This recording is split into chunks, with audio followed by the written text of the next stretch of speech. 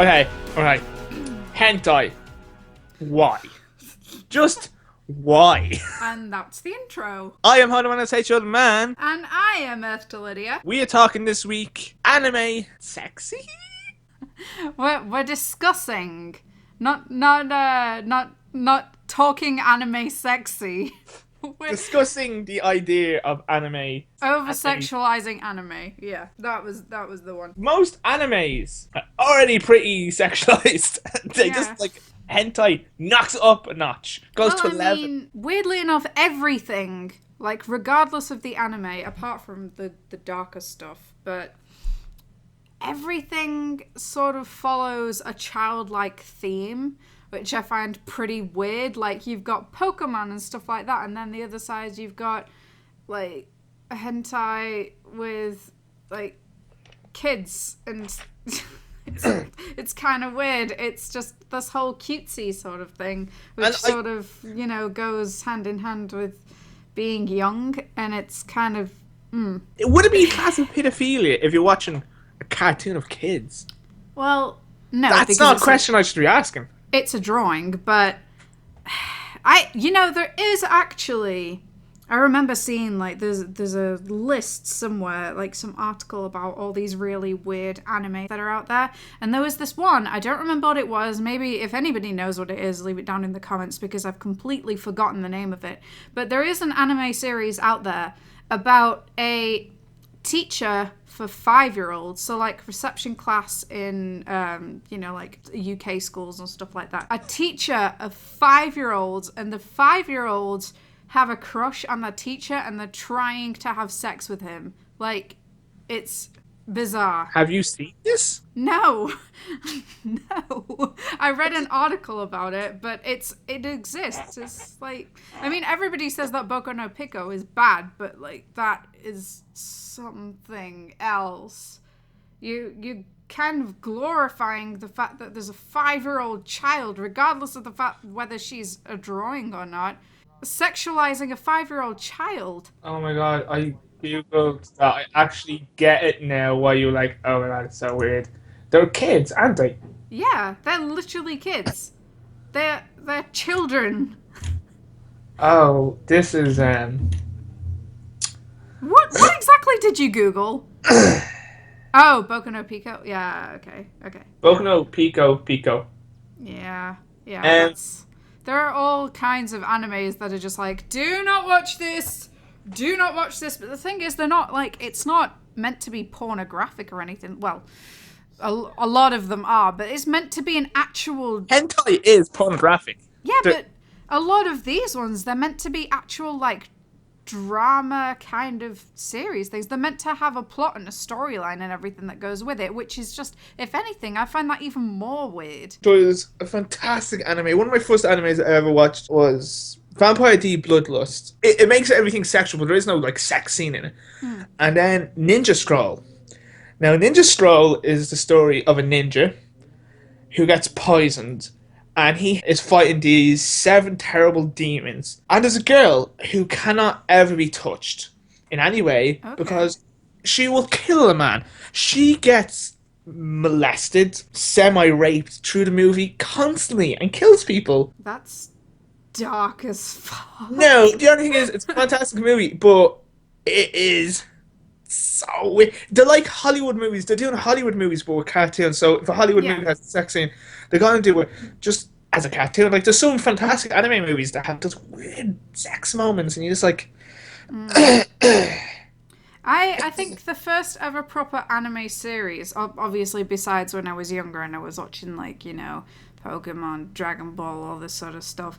The first proper as an older teen / adult that I kind of started watching, and I think this is the same for a lot of really angsty teenagers, was Death Note. Have you ever seen that? Yeah, that's a fantastic anime. I still think that holds up really well. That's such a good series. I'm not going to sit here and say I know everything about anime and Death Note was the best thing ever. But yeah, don't say it to Metal. No. She is a snob when it comes to animes, and I'll say that to her face. She's a bit of a snob. No, I do. I really like Death Note as a series. I think the complexities behind it and the general idea of the story, I really got into it. I thought, oh, the chase, where's it gonna go on next? And I'm not gonna lie, it did get a bit to a point where I was like, okay, when's it gonna finally end? Like, this is getting a bit, Yeah, when it came to the two new characters, Yeah, when C and L came into it, I was like, oh god, just kill everyone well, off. not L. No. L was the original one. It was near. Oh yeah, but it was like a copy. They were like this exactly like the master, but Yeah, just I did. I think I'm kind of in two minds. Like, even after so many years, I did watch the whole thing again a couple of years ago. But even after all this time, I'm still sort of, in a split mind about how it all ended, because I like the fact that, Light, he did get found out in the end. I like the fact that it wasn't just oh yeah, Light Yagami comes out on top and nobody can defeat him. He's the new god and all of this. And that everybody was kind of, they didn't know whether they liked him. They didn't know whether they were scared of him. There was a real debate going on in the actual series itself amongst the community. And then he just, L dies. Spoiler alert for anybody who's not seen Death Note, but come on, really. L dies, and then they bring in this new kid called Near, and literally within, like, a week, that's it. Light's caught, and he's dead. It's like, what? Like, really? yeah, L couldn't do it, but this new kid can do it real quick. L, who's, like, never been beaten ever. He is on top of his form. He is Light's match.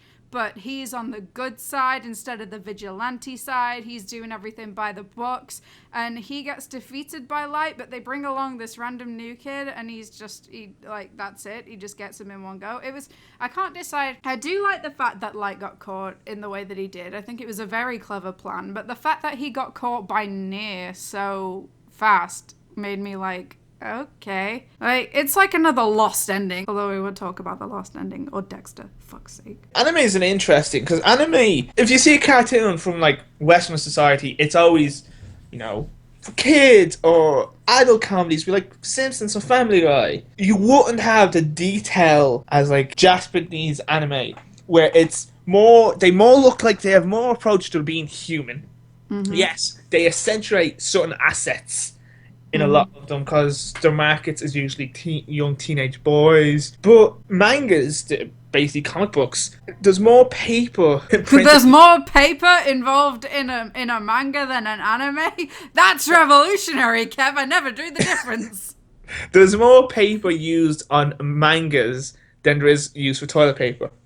Whoa, that's how part of the culture anime is. It's such a strong asset. They're not all big action ones. I saw one where it was about a guy trying to ask a girl out. Wasn't great. But they have a bit of a twist. There's always a little quirkiness. But even the ones that are kind of for teenagers, they kind of sexualize the female characters a lot more, give them assets that are just unrealistic. Going back to, I know this is like going back to Pokemon yet again, but have you ever seen the and I know that's a very easy one to just bounce off of, but everybody's seen it, so it's easy to talk about. But have you ever seen the controversial episodes of Pokemon that either got pulled or they had to be cut in certain ways? Are you talking about the Team Rocket one where they go into drag? Not just that. I mean, there are several ones. Ones where, like, James is talking about how his boobs are bigger than Misty's. That one. But there were other ones as well. There were all sorts. There was like there was one with, was it Tentacruel, where he was there was a giant Tentacruel, and it caused a huge tsunami, and it took down a load of skyscrapers in the wake of it as it came on land. And a lot of people saw a lot of controversy in that because it came out around the same time as 9/11, so the episode had to be pulled for a few months in the US. All sorts. There are actually quite a lot of Pokemon episodes that have been pulled from air or had to be censored before they could actually be showed. And some are actually still banned internationally. They're not allowed to be aired at all. Can I tell you and the YouTube audience a big dark secret? Go ahead. I hate Pokemon. Yeah, you've told me that before. Yeah. I've watched Series 1, and that's as much as I ever watched. You're not even giving it a chance. I gave it the best of my 9-year-old self would. You're And I not even found. giving it a Do you know what chance. I found? Do you know what I found?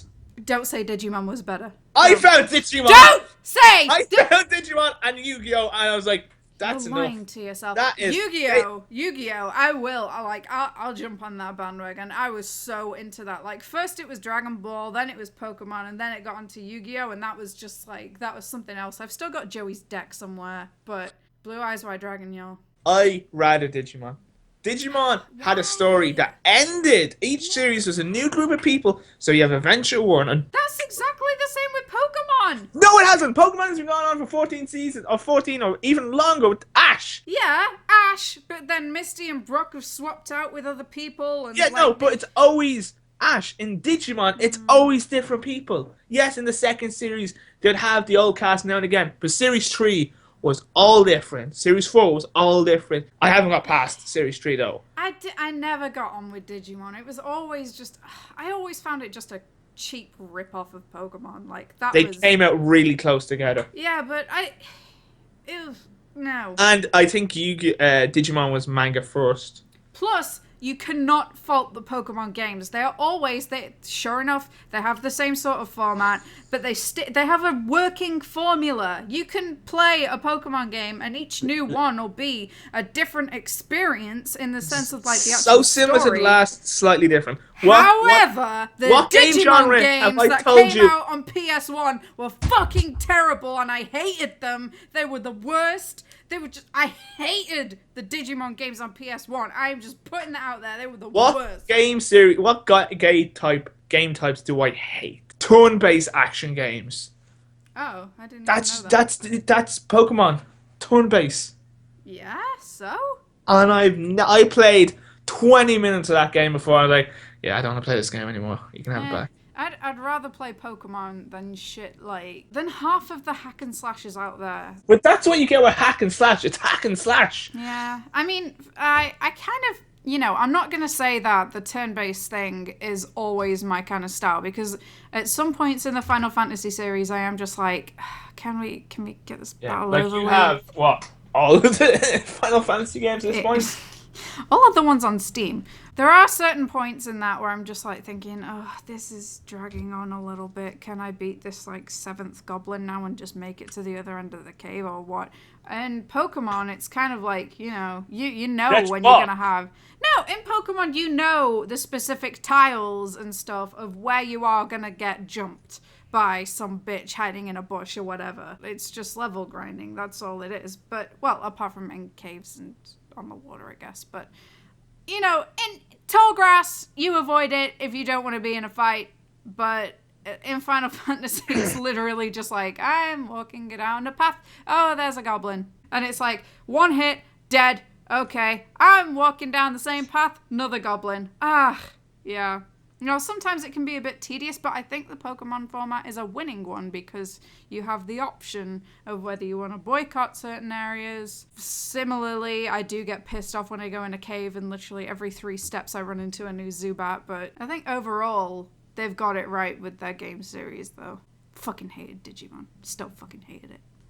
The worst. You're the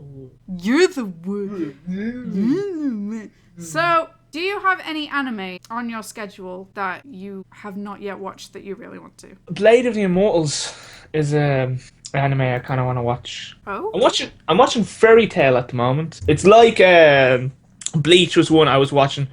I watched Bleach for years, and it was one that was out every week, English, and it was just like big battles, and it was fantastic kind of what I wanted. But I do like very quiet, slow-paced animes. I like animes that there might be a big fight scene or a big scene, but then there's like 12 episodes of just like, what are we going to do next? What are we going to do next? And I like ones that feed in, that it's like a natural perception. Or it's basically like a book, and you just take your time.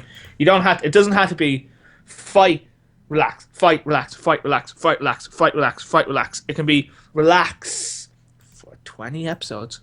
Major fight that goes on for, like, Dragon Ball Z at the beginning had a nice formula that Dragon Ball was very relax, bit of fights, bit of fights. Well, it wasn't until like series two They when were you had the good with the tension in Dragon yeah, Ball. Dragon Ball was good in tension, and the reason Dragon Ball was very good and Dragon Ball Z was very good in tension is they were going off the manga, and the manga was released weekly. So the reason why there's loads of and building up your energy for ages and loads of dust is because they were waiting for episodes to come out so they can draw the episodes in and make them into a cartoon. So that's why there's loads of the filler episodes. They were great with having the Frieza fight with Goku was 5 hours long. They were so good with the cliffhangers and everything in the original seasons. I don't watch it anymore. I was a very fickle child. I rewatched Dragon Ball and Dragon Ball Z recently. They really do hold up. Yeah. It's the only one that I really remember. I remember there were a couple of episodes where Goku, I think it was a Goku, was stuck in this like gravity chamber, and Hyperbolic time chamber. that was the one, and the gravity kept on going up, and he had to conquer all of the different levels of gravity before he could go and help out Piccolo and all of the others in the fight. And I thought that was so awesome because they'd end it and Goku still wasn't there, and you were like, shit, are they gonna do it? Is he gonna come back? Goku spent the first everything of Dragon Ball and Dragon Ball Z always arriving to the fight late. Yeah, pretty much. Pretty much, he is me. Like, I relate to that. I get that. Turn out like 15 minutes late to the party, and everybody's like, "Fuck, where were you? You were my lift." Yeah. I do that when it comes to appointments with doctors or jobs or anything like that. I'm always late. I'm always late. I'm always either on time, just on time, or late. Hey, I am amazing with like the dentist and the doctor and everything like that. I will not turn up late. I will be there like half an hour Have you ever early. been late to a dentist appointment? I was late to a dentist appointment first. I've never heard someone shout at you by talking. No. But yeah, so I'm always late to appointments and things I had to be. But if it comes to a day, I'm usually an hour early. I would be the exact opposite. I'm always late for social situations, never late, like too early when it actually matters. But yeah, no, anime series that I'm sort of looking forward to. I've been meaning to for the longest time since I spoke with you and Lady about it. Been wanting to watch Darker Than Black. I started watching it and then, my stream sort of went all over the place and I couldn't watch it again. But I started watching Darker Than Black and I'm really into it. Same with, I saw, and so many people are going to be like, what the fuck? But I've not seen Elfen Lied, and I really want to watch that. It's a fantastic. Dark and Black is a very good anime where it's a great mixture. There's been a few animes. Desert Punk is an anime I advise everyone to avoid because it builds the main character as this kind of person who is kind of for money, but he has strong principles. But by the end, he just gives in and sells in. And there's no like twisted turn. He just sold out near the end. I was like, this is nothing like this fucking character. Well, you know me, and you know that I like supernatural entities mixed in with detective stuff. So I am all down for that. That is where anime is like it does it, and it does it well. Yeah, I like detective animes. There's only a few ones. Yeah, animes I think could be the best media for telling a story. And I know a lot of people are like, oh, what should be the best media for telling a story? What do you mean? For like anime, they're like perfect stories. They can be cheesy sometimes, but they are great ways of telling a story. And I'm sure they're a lot cheaper to make than like a $200 million movie. I say that now, but I'm sure someone's like, well, this series cost this much money. But I'm sure they get a bigger return from an anime than you do. Okay, I know Star Wars is about to hit 2 billion and they only bought it for 4 billion. I get what you mean, though. I completely agree with that, because I don't know what it is.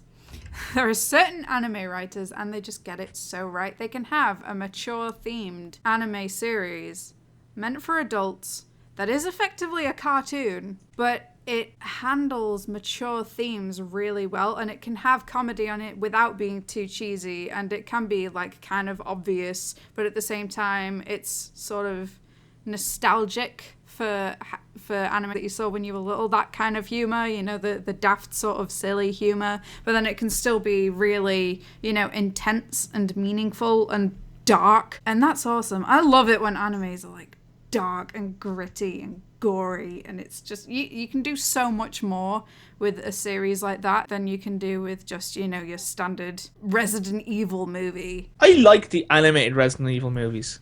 Oh, I didn't know that they were a thing. Yeah, because Leon's in them. Okay. Well, he's in the second one. Did you like Samurai Jack? Of course, no, I saw Samurai Jack. Yes, I do know what you mean. It was on Cartoon Network, wasn't it? It's returning. Is it? It is returning. Oh. And I'm just want to let everyone know. Samurai Jack. And what was it? What? I don't know. Some other game came to mind when you said that. I know Samurai Afro Jack's not Samurai? a game, but that is it. I was thinking of that Afro was a game. Samurai. That's a game that came out, and it was supposed to be in episodics, like Life is Strange, and it did so bad that the company pulled it. There's only one episode out. Wasn't it? Wait, wasn't that Afro Samurai 2? Yeah, Afro Samurai 2. Ah. Samurai Jack, just going back to Samurai Jack, was from him, that character, from that show, is where the kernel of my series of books I've been writing for came from.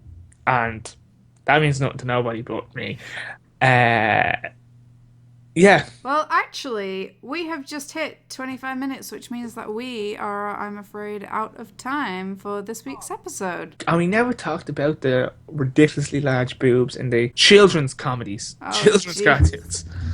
Yeah, no, oh my gosh, the whole like jiggle physics and everything in kids' cartoons, they just sort of, yeah, they need to stay in hentais. Just stop putting jiggle physics in kid content. So, we'll have to see y'all next week, where we're probably going to be not talking about hentai and stuff. Well, I've been HOTHEMAN, that's HOTHEMAN, and as always, I have been joined by Lydia on this week's episode of Off Topic about anime boobs. Till next time, take care, goodbye, see ya!